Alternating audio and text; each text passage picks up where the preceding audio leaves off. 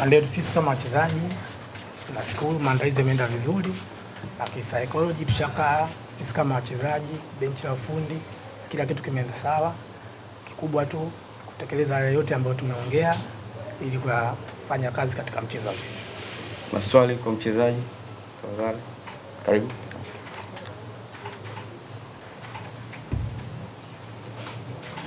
Kirejea nyuma, mchezo ambao unacheza na Simba Sports ni vizuri sana kama mchezaji, umejituma na kama sana mkambulia na moyo. Tarajia ile nguvu ya mechi ya Simba kama wachezaji mnyamishie kesho kwanza msimu. Sisi sio kwenye mechi ya Simba tu.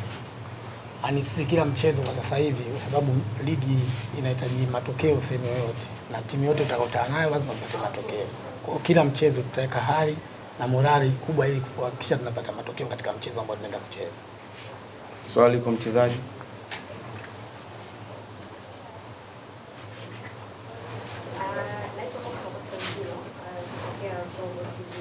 Kama mchezaji unapotazama msimamo wa lakini pia kama mmefanya daraja baada ya muda mrefu, ni pressure gani unapotazama msimamo, lakini pia kuhakikisha kwamba unapata alama tatu ili kupata salama? Wachezaji wanazungumza nini zaidi?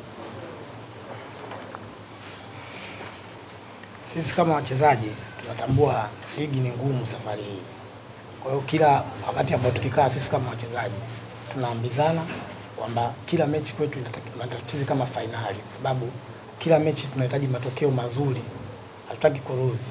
Kwa hiyo sisi tunagiana morali, hali ya kutaka kwenda kupata matokeo kila mechi tunaenda kucheza. Labda neno lolote kwa mashabiki wa Mtibwa kuelekea mchezo wa kesho?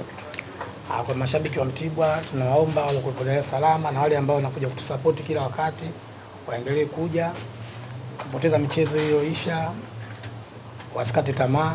Sisi tumetia nguvu katika mchezo huu ambao tunataka kesho tuhakikishe tunawarudisha katika hali ya kawaida ya siku zote ambayo tunakuwa nayo. Shukrani sana George, shukrani sana mwalimu.